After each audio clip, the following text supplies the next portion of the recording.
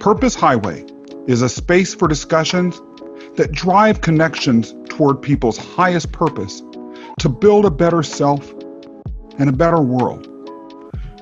Join me for Season 1, where I start to uncover stories of entrepreneurs and thinkers that are making an impact.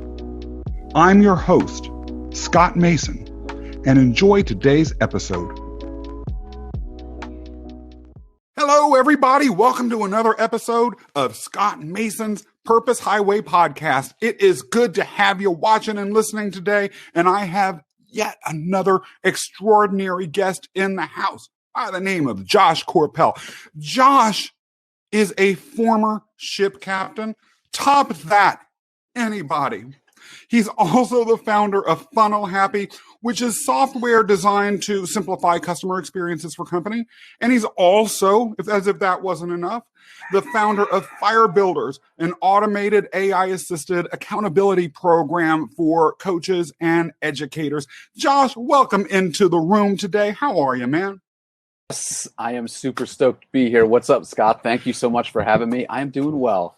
That's good. You know, you are talking to us from outside in Key West. Is that correct? Yeah. I'm on a porch in Key West, Florida at the moment, surrounded by a whole bunch of roosters, particularly one very vocal one named Elvis that is right there. Is that Elvis? That's Elvis. Well, tell Elvis hi for us. And if he has something to talk about, we may interview him someday too. Now, I am going to talk to you about a bunch of fascinating episodes in your life today. But one thing before we start that I want to just get out there. Of all of the people that I know, I think you have had the most wild, crazy, outrageous number of adventures of anybody. So you may have to take a second before you answer this question, but do it because it will be worth it. I want you to tell everyone about the biggest, wildest, craziest adventure you had in a life full of adventures. The biggest, wildest, craziest one. Well, that my friend is a tough choice. But I would say as far as like overcoming challenges, right? Challenges, day by day challenges, things like that. It's the motorcycle. So I bought a motorcycle in New Delhi and I rode it all the way to Tibet, all the way into the Himalayas and up like about 14,000 feet or so into Tibet. Well, no, I didn't go into Tibet, but I made it to the Tibetan border and then back. And the stuff that happened on that trip was insane. Like, well, yeah. Let's go back a bit. You were in New Delhi. Were you doing anything special there? And what made you decide to just, in a foreign country, get a motorcycle and just ride to Tibet? I went to New Delhi looking because I knew that I was going to do this, but that was it. I knew that I would find a place, I would buy a motorcycle. Technically, foreigners are not allowed to buy motorcycles, so we had to fudge the paperwork and stuff. Had to find somebody that could do that, and luckily in India, anything's possible. And then just rode north and had no real clear agenda and just sort of let things happen. And that ended up taking me all the way up into the state of India called Himachal Pradesh. And from there, there's one single road that was cut by the British, and it runs all the way to Tibet. In fact, it was called the back door to Tibet, and it runs through a thing called the Spiti Valley and then the Parvati Valley. And then, and we're talking like, it's the kind of scenario and environment that you see on like the world's most dangerous roads. Tell us, what does it look like? I mean, it's just like it's just one single road, like wide enough for a single truck. And there's no guardrail. And on one side, it's like a 5,000 foot cliff right up. And on the other side, it is like a 5,000 foot cliff down. And you are just riding along the edge of these mountains. And what's crazier is that you just have to, you know how when you think of New Delhi traffic, you just hear people blaring their horns and everybody, and it just seems like chaos. Yeah. Well, the horn's not the way that we use horns in the United States. Here, it's like, hey, I'm pissed off, like, kind of thing. Right. But there, the horn is a declaration of presence. if you do not use your horn, people won't look and they won't know that you're there. And especially if you're on a motorcycle, they'll just run you right off the road. Wow. So there's all kinds of blind hairpin turns on this road all the way to Tibet. And these trucks are just flying around the corners. And so you just have to honk the entire time in order to just stay alive. And can I ask you, was that slightly stressful? Or after a while, did you just get used to it? Or do you never dare get used to it? You definitely got desensitized a little bit to it. But yeah, you're on your edge like every single minute. And that I would have to say, and then all kinds of, I mean, just the driving part was stressful, but then we got avalanched into a small little Buddhist town called Kaza, and we got stuck there for 2 weeks. There was the road got shut down. I mean, the avalanches, there's only one road in and out, and it caught everybody by surprise. Number of people died in this massive storm. It took everybody by surprise, and we're stuck there for 2 weeks before the road could be cleared enough to ride out. And that ride out was probably the hardest ride I've ever done in my life. It was insane. Well, let's talk about that 2 weeks in the village. Like, were you like outside, like drinking snow for water? You didn't know anyone. Did you have money? Did you have, how did you get to food if it was so snowed you couldn't even leave? Like, what happened? They had a little place. It was like half restaurant, half someone's house. And they made amazing food, lots of lamb, tons of lamb, mutton, they call it over there. So the food was great.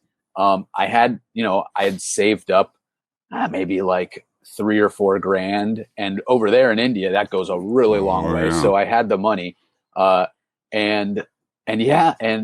stayed in this little guest house. There's, these things. I mean, there's no hot water. They have to boil hot water in these big things in order to take a shower and kind of clean yourself. And I mean, just drank a lot of chai, played a lot of guitar. I learned how to knit from an old woman taught me how to knit a hat. Like, I don't know. So you just make the best of it. But I really, it was great. I made the best of it because one, you have no choice, but two, you have an opportunity to really meet people, to talk with people. I mean, normally I would have just like blown through that place, but I got to live there for a couple of weeks, and it was just a great experience in retrospect. And you talked a little bit about the road out. Tell us if there's a story there. Oh, we love stories.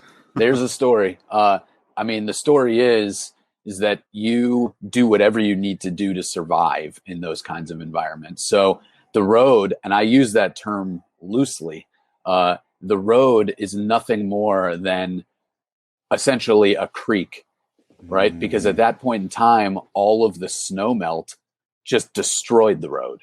So it's all mud and rocks and things like that. And the journey was only about maybe like 120 kilometers to the next town. But that 120 kilometers, you were making maybe like, it was an incredibly slow pace. And what you learn in that environment is that the road itself has these giant puddles, right, of water that are, probably like 2.5, 3 feet deep. And you have no idea what's under the water. It could be massive rocks, whatever. And so you have to, when you're on a motorcycle and there's only one way, you have to just ride through it.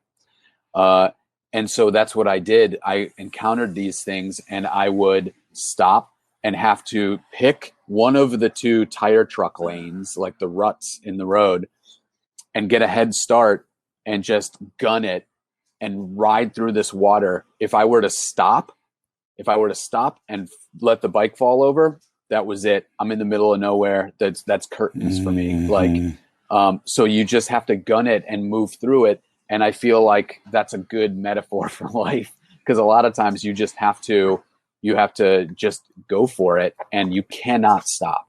Like, you cannot stop. So yeah. Yeah, go ahead. Yeah. So anyway, like the at the end of the day, Made it through all of this stuff, lots of mud. The bike was almost completely destroyed by the end of it, and ended up making it to the next town and fixed the bike up. Spent some time there, this little place called Manali, and then just moved on. You know, I might be someone watching this podcast or listening to it and thinking to myself, wow, what a great story. What an adventurous life that person has lived. But, you know, I've got my 9 to 5, I've got my comfort zone, and he's trying to tell me about these lessons that, you know, how you just got to go for it and stuff like that. You know, I'm kind of scared to do that. That's easy for him to say. What might you say to someone like that? Well, I would say that they sound like big, scary problems to have, for sure. But I would also argue that your life will be dictated by the size of the problems you take on. What do you mean?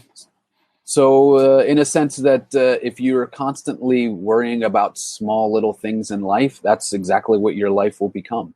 Like for me, I tried to take on much bigger challenges, things that were way outside of my comfort zone. And to be honest, like, I didn't know that any of it. By the way, can I swear on this podcast? Yes, you can. We have rated it E. And by the way, if anyone's ears are too tender, close them now and then, you know, just uncover them in a few seconds. Go. It's the sailor. It's the sailor in me just wants to swear, man. Yeah, you know, like, I didn't know what the hell I was doing or what I was getting myself into. A lot of this stuff just blindsided me. Things that happened with the bike blindsided me. Mechanical problems. You would wake up in the morning and you found out, oh, hey, we're in the middle of nowhere, and someone somehow, some way backed their truck up into the motorcycle and knocked it over and broke off the brake lever. Great. What are you going to do? So you get hit pretty hard with those, but after you get through them, you, one, find out how resourceful and resilient you can be. And two, you're proud of those things in retrospect. You look back and you're like, damn straight, like, I got myself through that. So anybody that's scared to take on those challenges, I would use ignorance as bliss to your advantage. Just go out there and do it. Don't worry about what could happen, right? Just go and take it step by step. And I promise you, adventure will find you. Well, and the other thing that's interesting about that is we can spend, at least in my experience, we can spend a lot of time worrying about what will happen if I take the risk and I do that, or if I decide to take the left turn instead of just going straight down my little lane. But then life has a way of throwing you these curveballs, whether you like it or not. And one of the things that I've personally found useful about stepping out of my comfort zone prior to life's catastrophes throwing the discomfort at me has been that I was a little bit more prepared for these unexpected, unwanted, unasked for adventures when I had been able to embark in them voluntarily in advance. Am I crazy here, or does that make any sense to you at all? No, it makes sense. I mean, no matter what you do, you're gonna have challenging times. It just depends. It just depends on. And I think that if there's an expectation out there that you really need to be prepared for anything and everything, I mean, I'm for the whole Boy Scout motto, like, be prepared kind of thing. But there are just some things that you can't prepare for, or you can't prepare for everything. So in the vein of your storytelling, right? Like, there's a great analogy, because in addition to the sailing, in addition to the motorcycle stuff, I was also a mechanical engineering designer in the entertainment industry. And there is for a lot of the things and projects that we were creating for guys like Chris Angel in Vegas and places in China and MGM and Wynn Casinos and like Justin Timberlake and stuff, we were building things that had never been built before. There is no path. Right? There is no, hey, back of the book answer, right? So you end up learning that you can't read every engineering and physics textbook out there and be prepared for every possible scenario that will be coming your way. You have to let the work teach you the work. It'll show you what you need to learn. And so that's so that's how I feel about it. Just, you know, mentally, you can prepare yourself as much as possible. And I think the preparation should be something like, hey, whatever comes my way, I'll be able to get through it. Yeah. Right. And Yeah. It's interesting because after 9/11, I was involved in skyscraper safety legislation, which was, as you can imagine, legislation that was designed to make sure that if there was another sort of terrorist incident like that, as few people would die because of buildings collapsing as possible. Mm-hmm. And because of that work, I got pulled into some other big, large-scale disaster preparation meetings. Fortunately, not that many, because at some of those, I actually began to have nightmares and stuff afterwards. And the one that triggered the nightmare was the last one I was at, where actually a whole discussion about briefly came up about, okay, well, this scenario can happen, that scenario can happen, a third scenario can happen. And then they're like, oh, and then if a nuclear bomb goes off in the middle of Manhattan, well, we won't discuss that one because there's not a lot we can do. And right, that's what I tell people. You truly cannot prepare for everything. Yeah. A nuclear bomb goes, but amazingly, when Hiroshima and Nagasaki, people survived. And sometimes people made it through and they learned and their life trajectory changed, which, by the way, sometimes these unexpected adventures, and I would say, if to maybe perhaps have the understatement of the year, having a nuclear bomb go off in your hometown is the adventure of a lifetime, and one that would be extraordinarily unexpected, right? But that it goes us to something that I almost use as a mantra, but I'd love to hear your opinion about, which is when one heroic journey ends, another begins. Do you agree with that? And what might that statement mean to you? And what does that mean for your life? When one heroic journey ends, another begins. I think in theory, I would agree with that for sure. I mean, I think it just depends on the context of what you think heroic means. For me, being your own hero, right, in your own story of life is important. I think that anybody that subscribes to that idea and actually lives by it is going to lead one hell of a life, right? They're going to lead something that they're absolutely proud of. And I would say the heroic journey part, there's going to be some things that you do that are a little bit more heroic than others, in my opinion, like going to the store to Costco and picking up a whole bunch of, that might not be the most heroic journey. Sometimes However, it feels that way though. Sometimes like on a Sunday, that is a heroic journey because you got to get through. But I guess the point is that there has to be some context. There has to be some perspective to this. I think the more heroic journey, it means that the challenges that you've overcome have been much greater. Like you've surmounted something that you previously didn't think was possible. That to me is a very heroic journey, not just because you kind of see yourself as a hero, but also that other people can look up to your courage and essentially emulate that. Mm-hmm. So what it means to me is just leading by example and treating every moment as important, like as important as it possibly can be, and not being afraid to be decisive and just go out there and go for it. So I'll give you a story example with this, right? So it was something that absolutely changed my life. When you mentioned the tall ship captain stuff, right? Yes. It wasn't like I just signed a paper and I was like, hey, yeah, you know what? Want to be a tall ship captain. Feel like doing it. I'm glad you raised that because I wanted to ask how you ended up doing that. So maybe you could find a way to wrap that into this story because people need to know. Yeah, like how it goes, like you get it? Yeah, how you end up doing that. Well, I started as a volunteer. There's a ship called the U.S. Brig Niagara in Erie, Pennsylvania. You guys, if anybody's listening right now and you feel like looking it up, just Google it. Brig Niagara. It's the replica of an 1813 warship that was used in a very, very important battle against the British in Lake Erie. And the story goes that the Niagara and this captain, Commodore Hazard Perry, he had his own fleet of ships. They were sailing against the British. The British made the U.S. fleet got decimated, right? Mm. But one particular ship ended up hanging back because it had some issues. Mm-hmm. That was the Niagara. And so when Commodore Perry got his fleet decimated, he was on the U.S. side. He jumps overboard, swims to the Niagara, takes command of that ship, and then makes a really strategic maneuver and defeats the entire British fleet with that one ship. It's unbelievable, massively famous battle. Wow. And that was the first time that we had ever beat the British on the water. And that happened just on the western end of Lake Erie. Wow. So anyway, there's a fascinating history with this ship, and I volunteered on it, and I wasn't sure what to expect, but I ended up loving it so much that I stayed for months. I lived on board. We sailed all over the Great Lakes. I learned how to sail a square rigged ship, which is essentially like what you would imagine a pirate ship looks like. Mm-hmm.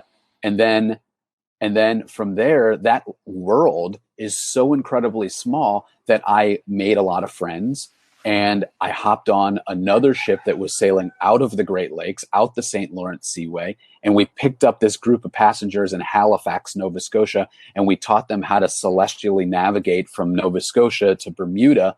And then from there, dropped them off, picked up another group, and sailed down to the Bahamas, also doing the celestial navigation thing.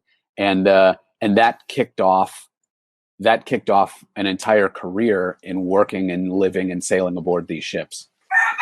Amazing. Cue the rooster. Even the rooster agrees. Cue the rooster. Was he on the ship by any chance? Oh. He would have been. I don't think he could have hacked it. He's just got a big mouth, right? That's right. But to answer your question, right? You, in order to qualify for a captain's license, you need a certain amount of time at sea, like registered days at sea. And so with all of this stuff, I worked my way up from volunteer to deckhand to mate to bosun to all the way up. And I had enough sea time at the end of a number of years, that I was able to take all of the Coast Guard tests and get my license. Wow. What did you like most about being a sailor? Oh man, the work and the people. The adventure was pretty cool too. I mean, there's nothing like being out in the middle of the ocean for days and days at a time, being very self-reliant, self-sufficient, traversing that edge between control and being out of control. I mean, there's only so much the ocean can throw at you. It'll converge on you pretty quick if you're not constantly vigilant. Mm-hmm. But at the same time, you're a master of your own domain. So you understand that ship, you understand what it can do, you understand how powerful and tenacious it can be, right? And you go through all of these storms and squalls, and then you live through them, and you just it just teaches you a lot of resilience. Oh, I can't even imagine. I cannot even.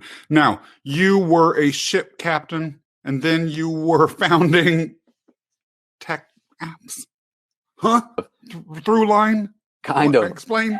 I hit a plateau with the captain thing, and I decided I wanted to change. So that's when I went to India, and I was trying to figure it all out. And then I found a program in Boston that I joined. It was an incredibly competitive engineering program that they give at BU. And I went back to school. I took all of the undergrad classes that I would have taken in a 4-year education to get a BS in engineering.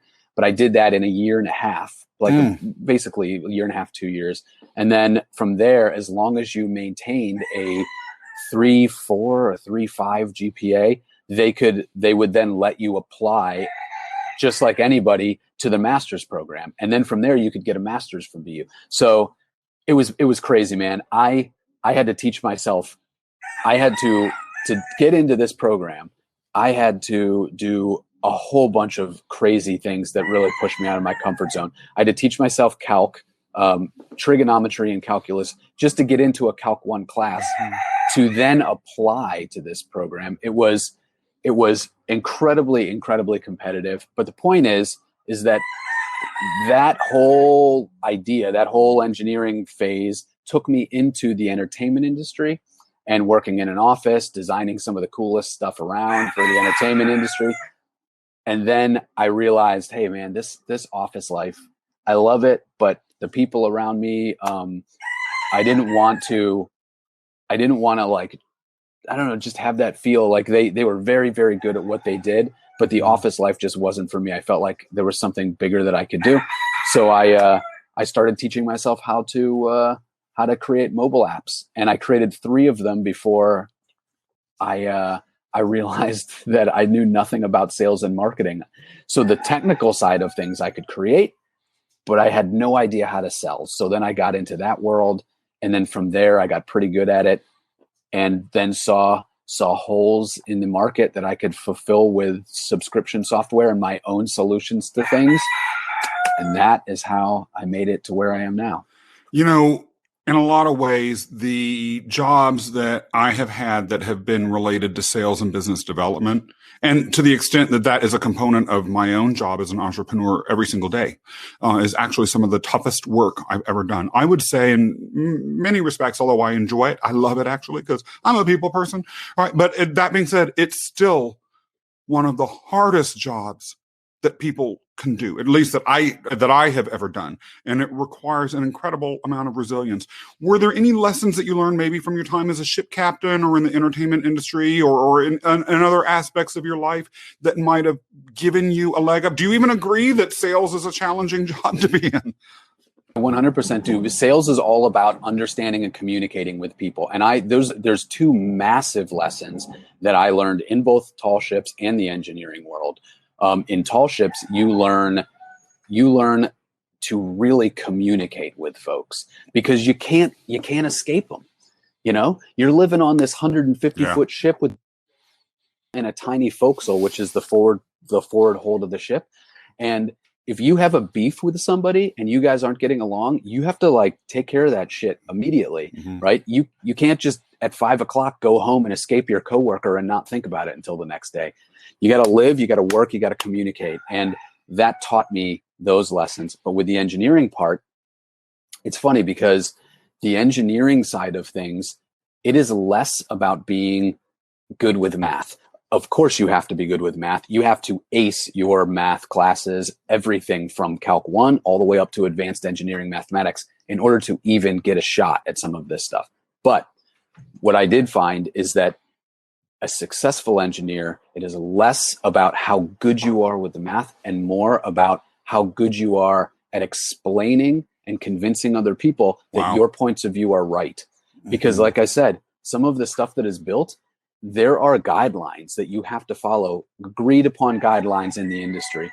But a lot of it, it's gray area. And you have to logically think through all of that stuff and back out your reasons why. It's more like being a lawyer, Scott, than it is being an engineer. It really is. And we're talking like sitting across from people at the desk, like Disney execs that are looking you square in the eye. And they're like, dude, our giant project that you're working on, right, that we've sunk $500,000 in, like, is it going to work or is it not going to work? Like, tell us, they don't need to know that they exceeded the fatigue limits of this, sort of thing. And then it's not. They don't want to care about that. It is all about convincing them of your ideas. And that's what I think sales is. It's all about working with humans and understanding and breaking things down into digestible chunks that people can understand.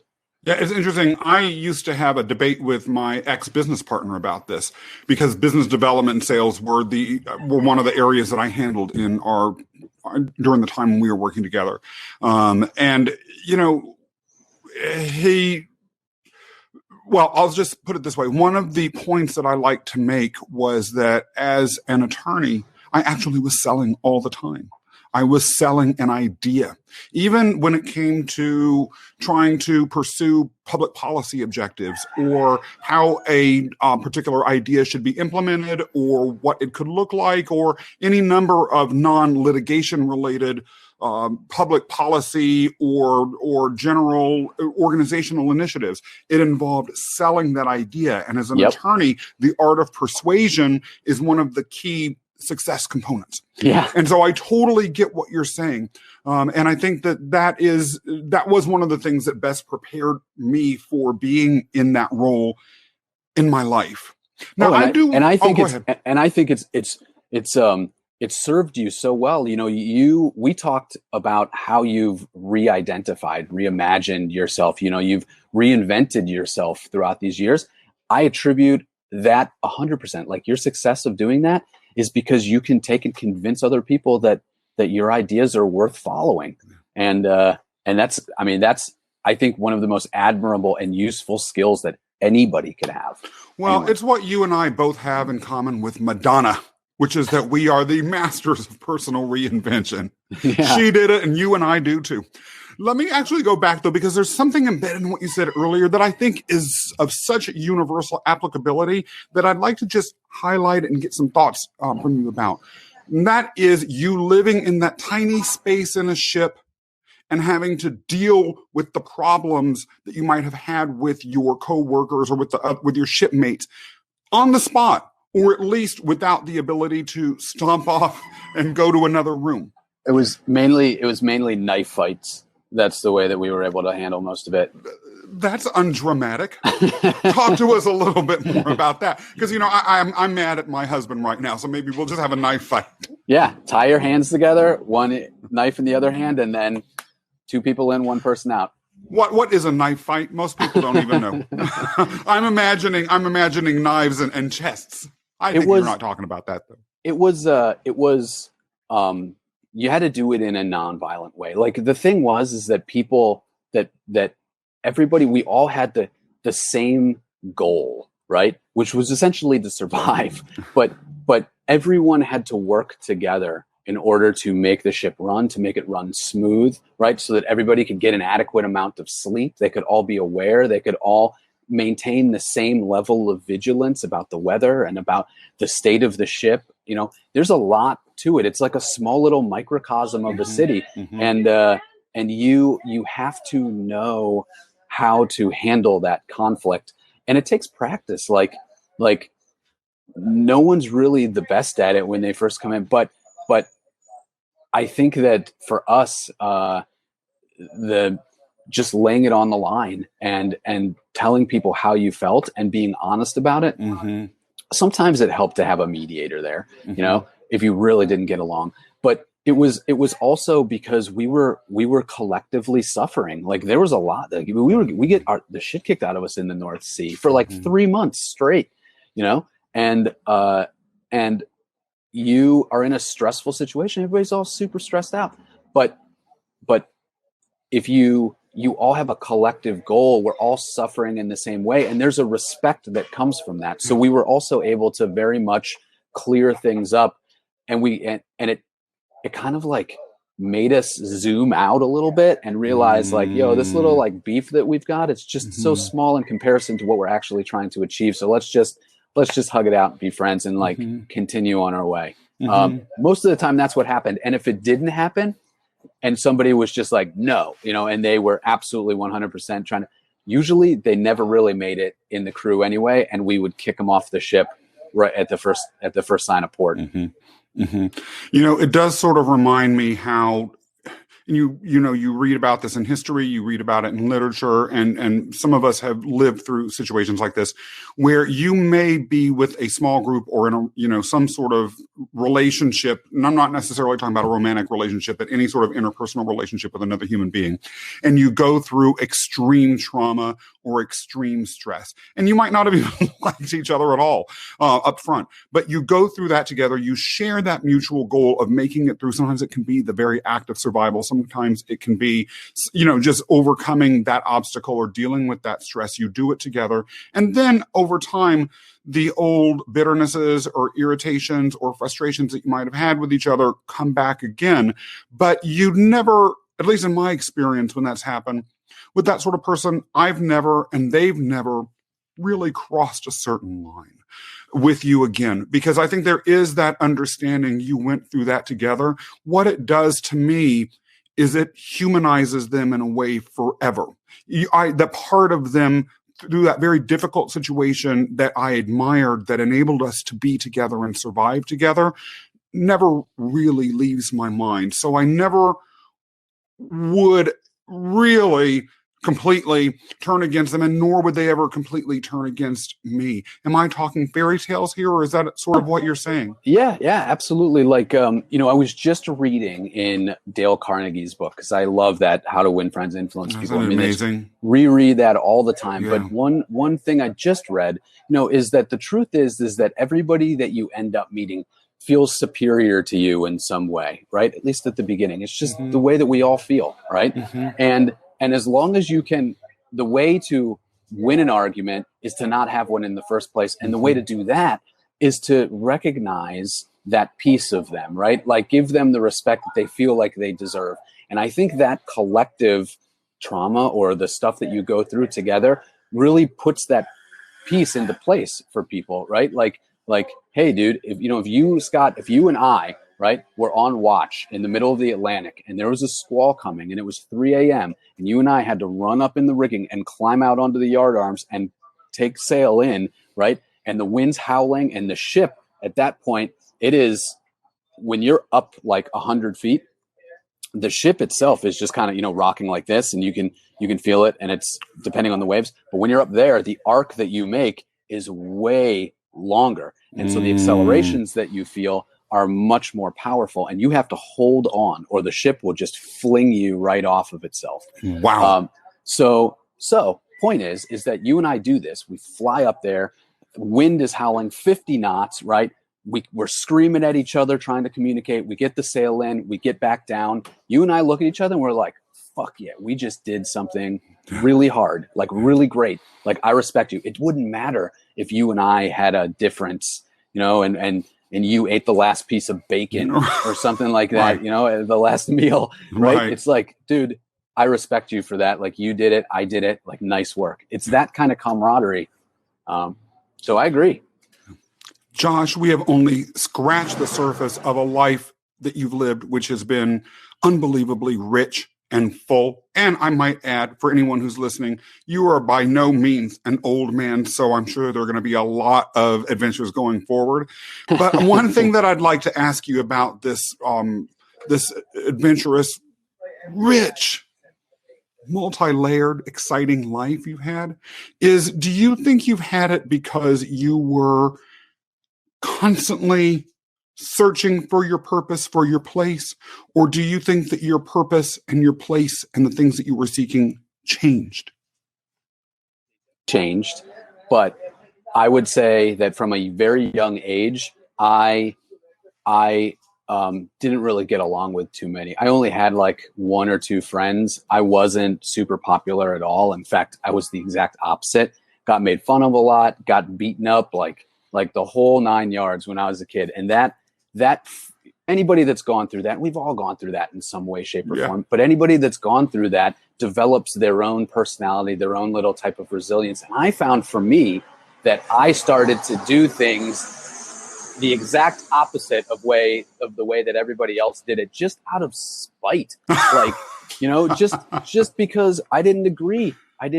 And that, I think that has led to a lot of these adventures, to be honest. Like, when people tell you, don't go, don't like I moved to Israel with a girl, and against just about everybody's wishes, a number of years ago. And everyone's like, dude, what are you doing? Like, why would you do that?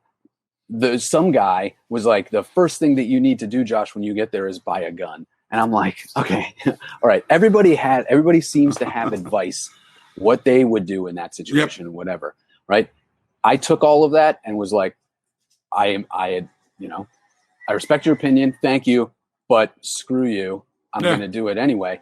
And it turns out that most people don't know what they're talking about. Yeah. They don't know what they're talking about. So that's why I think that it's helped me have that motivation to do things in spite of what everybody else has done. And I do think, though, that the journey, the things that I've been searching for, the reason, like that the fulfillment that I'm looking for has changed. It certainly has. But the common thread for me is like, if everybody's doing it, like, I'll probably do the exact opposite and find my own way, and then we'll see what the hell happens.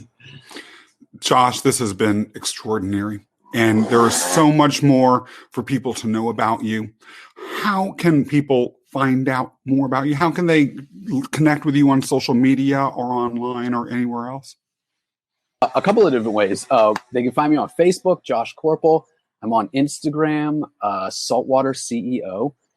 I have a software, firebuilders.io. So that's a good way you can get in touch with me. You can send me an email, josh@firebuilders.io.